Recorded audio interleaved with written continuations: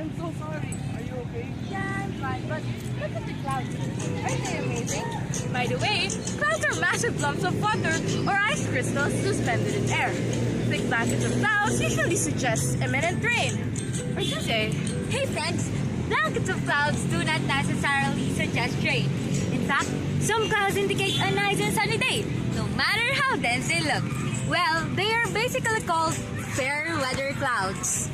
But it is also true that clouds can be a symbol of foul weather or impending storm, right? Yes, just like the clouds now. Those puffy, dark, and cotton-like clouds indicate imminent rain or foul weather. They are called foul weather clouds. So we can figure out the weather by just looking at the clouds? That's pretty cool, huh? But is precipitation the only purpose of rain? No, clouds actually do more than that. Let's take a look at this project I've been working on that shows how clouds protect the Earth from the ultraviolet radiation of the sun. Cloud coverage is the density of the clouds in the sky. When clouds are few or not present in the daytime, heat can easily penetrate Earth's surface. But when clouds are abundant, it serves as a shield that only allows minimal amount of heat to enter and stay on Earth's surface. Yes, clouds serve more than how they seem.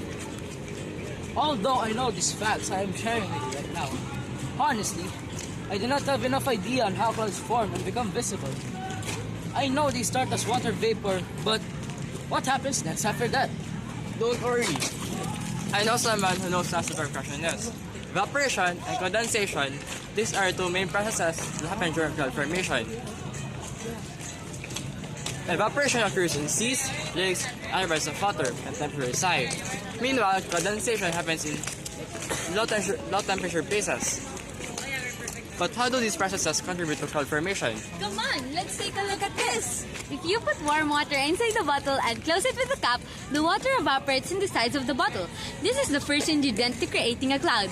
In a real-life scale, as water absorbs heat energy, the molecules scatter, which in turn turns the water into vapor that rises up the sky.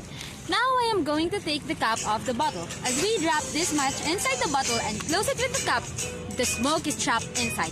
The smoke allows the water vapor to have something to condense on. Smoke, including other particles such as dust and pollen, serves as another ingredient to creating a cloud. Now, I will slowly squeeze and release this bottle. As you can see, more condensation appears on the side. This goes to show that a drop in the air pressure is an essential part of cloud making. Essentially, cloud formation starts when water evaporates and rises up the sky. As the altitude rises, the air pressure reduces, and this drop on the air pressure causes the vapor to condense back into liquid with the help of other particles suspended in the air. The water droplets formed during condensation eventually bunch up together and form into one massive lump of water that is visible from the ground. That, my friends, is how clouds come to existence. Essentially, clouds may seem simple and irrelevant to us people, but they serve a higher purpose in the preservation of the human race through the perpetuation of Earth, which is its home. As you can see, there's a whole lot of stuff to do before school gets us home. So stick with us, cause JC and Gabby are gonna learn it all. So stick with us, cause JC and Gabby are gonna